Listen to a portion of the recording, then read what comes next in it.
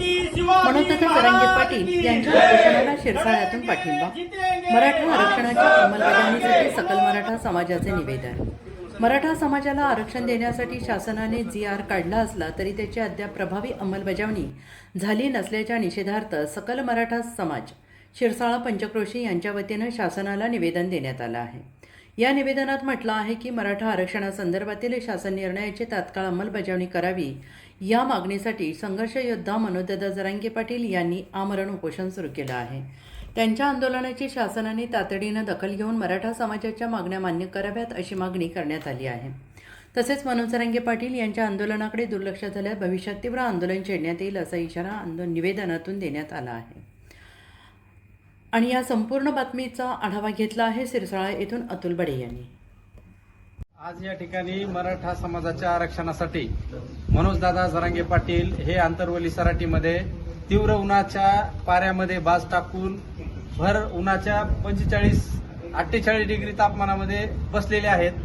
त्या अनुषंगाने आज सिरसाळा पोलीस स्टेशनला आपण सकल मराठा समाजाच्या वतीनं या सिरसाळा परिसरातील सर्व ग्रामस्थांच्या वतीनं एक निवेदन या ठिकाणी दिलेलं आहे की बाबा महाराष्ट्र सरकारने जो मुंबईला आंदोलन केलं त्याच्यामध्ये शासनाने आपल्याला मराठा समाजाला आरक्षणाचा जी.आर. काढलेला आहे, परंतु खालच्या पातळीवर त्या जी.आर.ची कुठलीच अंमलबजावणी होत नाही.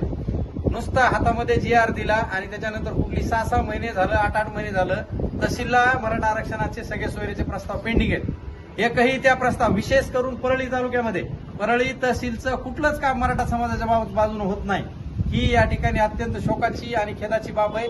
आणि म्हणून मनोजदादा जरांगे पाटील पुन्हा एकदा आमरण उपोषणाला या ठिकाणी असल्या भयानक परिस्थितीमध्ये बसलेले आहेत. आणि म्हणून मराठा समाजाच्या वतीनं आपली मागणी किंवा मराठा समाजाचे अखंड मराठा समाजाचं दैवत आहेत ते मनोजदादा मराठा समाजाची आणबाण आणि शान आहेत.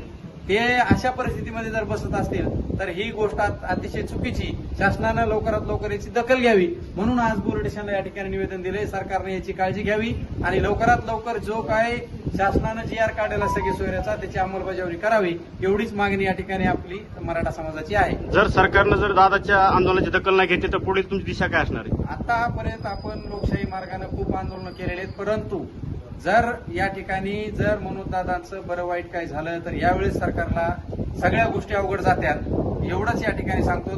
कारण तीव्र आंदोलन समाज या ठिकाणी केल्याशिवाय राहणार नाही.